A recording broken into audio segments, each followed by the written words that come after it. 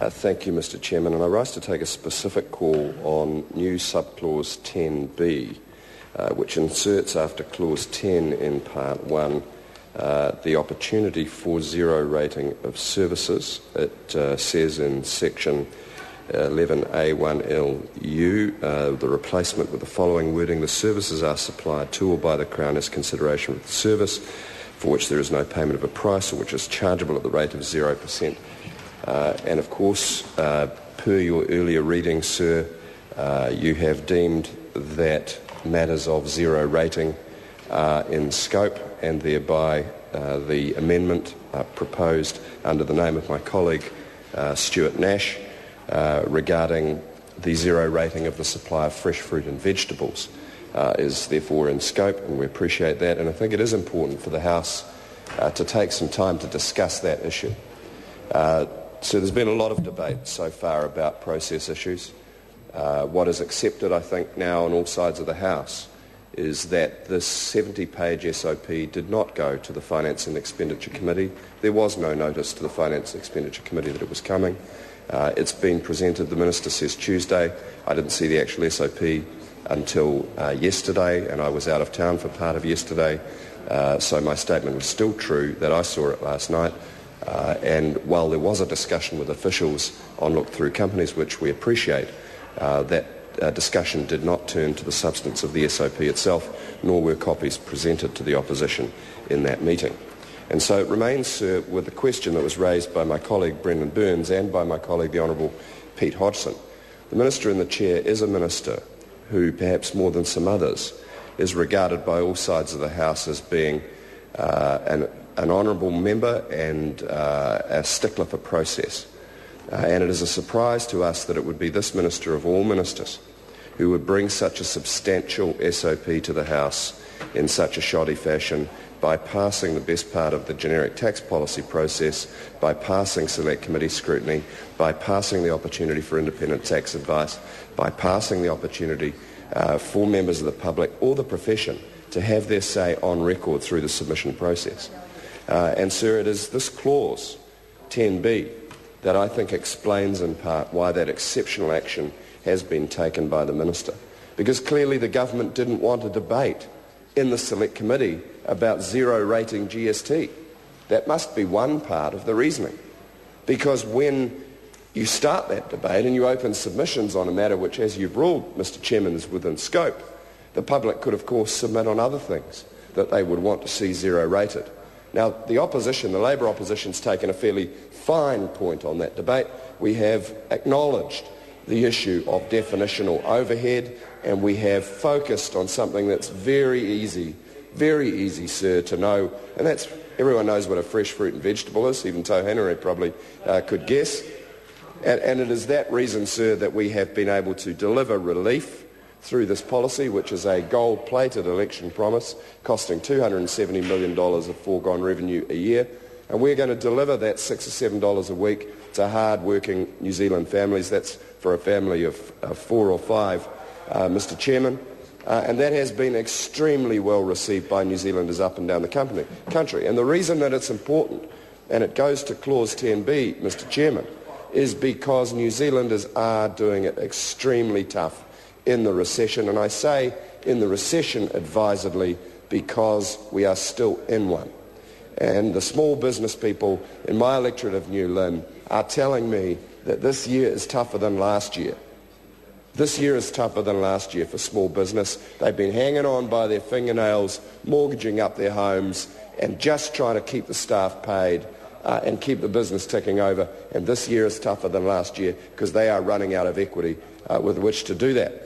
And the interesting thing is, talking to the big end of town, and Labour's been out and about talking to the corporate sector quite a bit lately, and the message that we're getting from them is, to quote one CEO last week, never has so much popularity been used by so many for so little.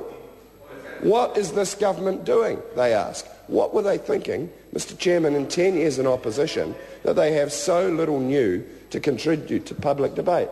And that's relevant to this bill, sir, because one of the key areas of economic structural reform which is needed is the rebalancing of the tax system to avoid the blowout in property investment. Mr Chairman, I see your finger poised on the button. And I remind you that I have one call still to take. Mr Chairman. Mr Chairman. Mr Chairman. Thank you, Mr Chairman. This will be my final call on this particular part, but it's going to be a long day, Mr Chairman.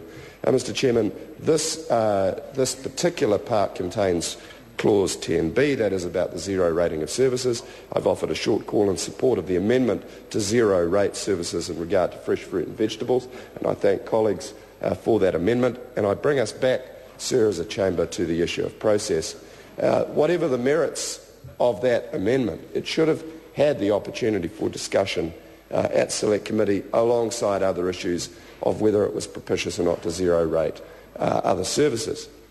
Now, the economic context into which this SOP falls, as I've said before, is particularly important because the rebalancing of the tax system has been said by the government to be one of its most core objectives, and it lauded, it hailed the tax working group when it set it up, and then it refused to implement most of its recommendations. If we thought about the recommendations, Mr Chairman, like a menu in a restaurant, things like building depreciation were like the entrees, and the mains were things like a land tax, risk-free return rate, or some variant on a capital gains regime that rebalanced the capital income boundary, in particular in relation to the property sector, which is the subject of this matter. But the government refused to take the structural changes, and that's why, sir, it's very, very interesting that this SOP, which is actually a very, very timid step forward in respect of LAQC reform, which is the main legal vehicle for holding property assets, that timid step forward, small as it is, capturing only around $100 million of revenue as it does, that could have gone through a Select Committee process, and we could have checked whether the definitions could have been broadened or the scope could have been broadened, or look-through companies could have been made more effective, and it would have been in the context of, sir, a bill which up until this point has had the unanimous support of all parties. Of all parties. So this minister, sir, has single-handedly torpedoed a consensus of the House that could have smoothed this bill through by not putting the most important amendments contained in this bill through the Select Committee. And it really is a surprise. It's a surprise to see it coming from that minister, who we've had a high degree of respect for across successive governments. Because forgetting the politics, he's always had a detailed and fair handle on revenue issues. Why? And he needs to answer the question about boarding houses. I hope he'll take a call. And I apologise to my colleague for interceding as I did, but I felt it was very important to come back to the issue of zero rating before we lost the opportunity of this part to commend the amendment, which I believe my colleague, the Honourable Trevor Mallard, had a hand in assisting with my colleague, Mr Nash. So it's a team effort on the Labor side of the House, as always, because we do operate as a collective, Mr Speaker. Mr Chairman, zero rating of services is important. One of the reasons it's important is to provide relief to hard-working Kiwi families. The other reason is because it gives us an opportunity, if we look specifically at the property sector, to rebalance some of those bubbles, the income capital boundary, the factors that were pumping air into the property balloon which popped. And there's a thing about bubbles. They pop, lots of people go broke, lots of people hurt. Strangely enough, it's always the poor that get hurt the most. And we socialise the losses while the rich privatise the profits most often. And then about 7 or 8 or 10 years later, we come back and we have another bubble. How long will it be before the next property bubble occurs? Because this government, at this point in history, did not have the fortitude to take the structural steps that were needed to prevent it recurring. And it would have been good, sir, for the Select Committee to be able to address itself to those concerns by having the SOP on the table in the normal way. It could have been done. The Minister says he was consulting with the profession. I find it reprehensible then that members of the profession were told things that members of the opposition and other parties were not, because the bill was not before the committee. There is no way of changing that. And I invite the Minister to take a brief call to explain again why it didn't come to committee and to address the concerns raised by my colleague Moana Maki in respect of the particular technical question around the GST consequences in respect of boarding houses.